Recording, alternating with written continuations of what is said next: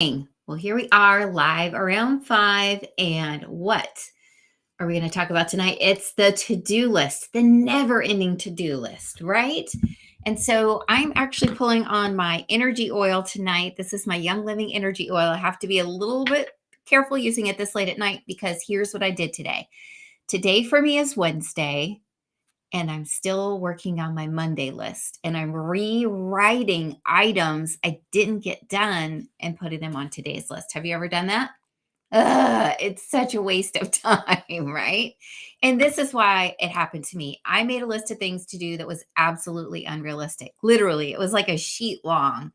And I made a couple of mistakes. The first mistake is I bit off more than I can chew. In the caption, I said I tried to eat the whole enchilada. And I love enchiladas, but the whole enchilada was too much on Monday.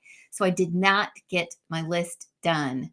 But the other thing I did is I included some goals as opposed to some tasks on my list. We've talked about this before.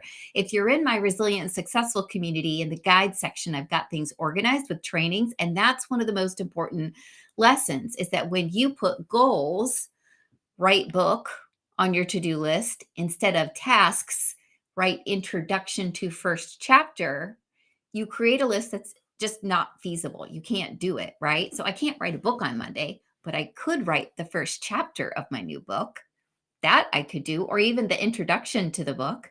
So that's the first tip. The next tip is to know that we of course can do all things, but not all at once and not efficiently if we're not being smart about our goals. So, what is a SMART goal? You may have heard of this before, but I want you to take it to heart today. I want you to think about your list if you're a list maker. And if you're not a physical list maker, I bet you're a list maker in your head.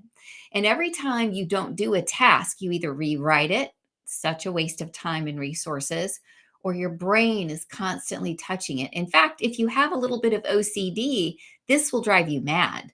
Because when you have OCD, a certain form of OCD, until you accomplish a task or finish a task, it's there grinding away, making you stress, making you think about it, touching it with your thoughts, wasting your energy, wasting your focus. And so I suggest that you create a strategy, a checklist, and make it a SMART task that you're putting on your list. SMART means, first of all, it is specific.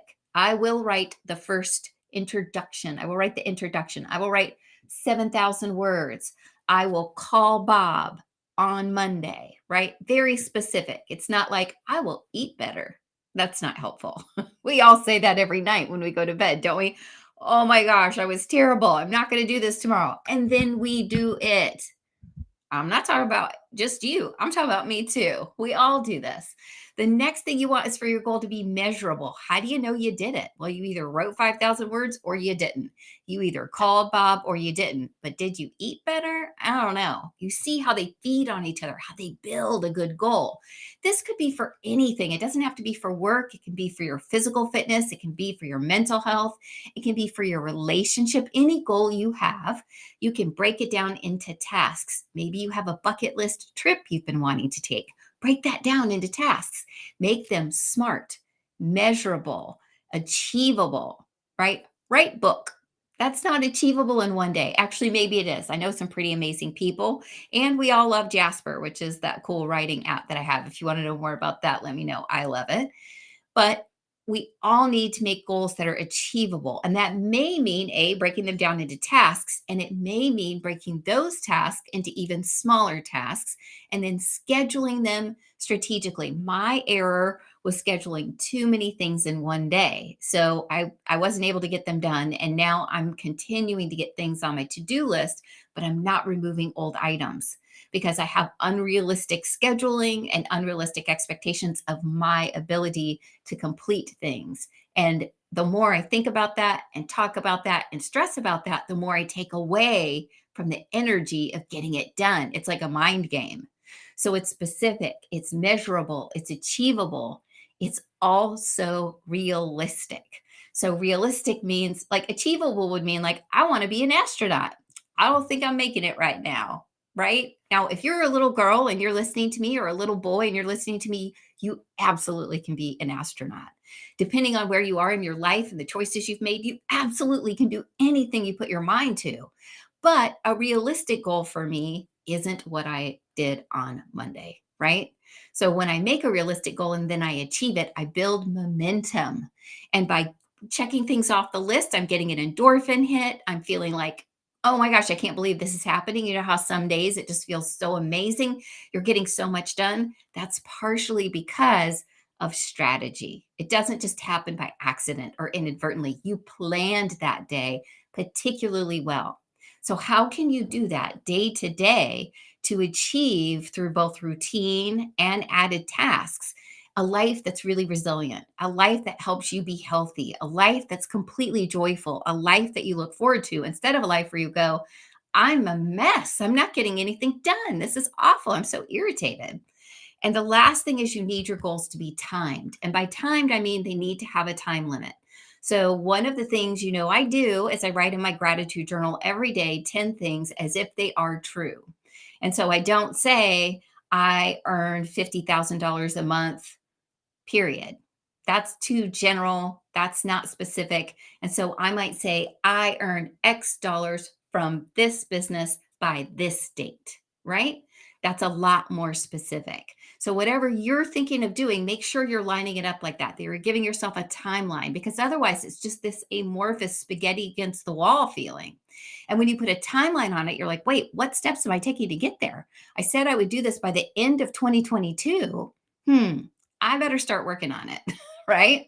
And to be honest, while my goals were specific and measurable, I didn't have the last three nailed down. And that's where I fell short. They weren't achievable, realistic, or timed properly, right? So it's not just that you say you're going to get something done by a certain time, it's that it's realistic in its timing. So now I know what I'm doing is I'm taking those tasks and I'm planning them over the rest of the week. And some are going to be pushed to next week. Some are going to be written as goals in a larger strategic plan that I have, as opposed to thinking by putting them on a list day to day to day that that's going to motivate me or get me to do anything. So, the cool news about all of this is if this is you, it's completely normal. Every single person does. I failed. I learned. I showed myself grace, and I'm going to get back up and do it again. And so, if whatever goal you have right now, let's say it's something that's not like I had a big list that I didn't get anything to do, but let's say that you have a goal and you're feeling really behind, you're feeling really down, you're feeling really discouraged, but you know that with a couple tweaks, you can make this happen. Give yourself grace for what's gone before.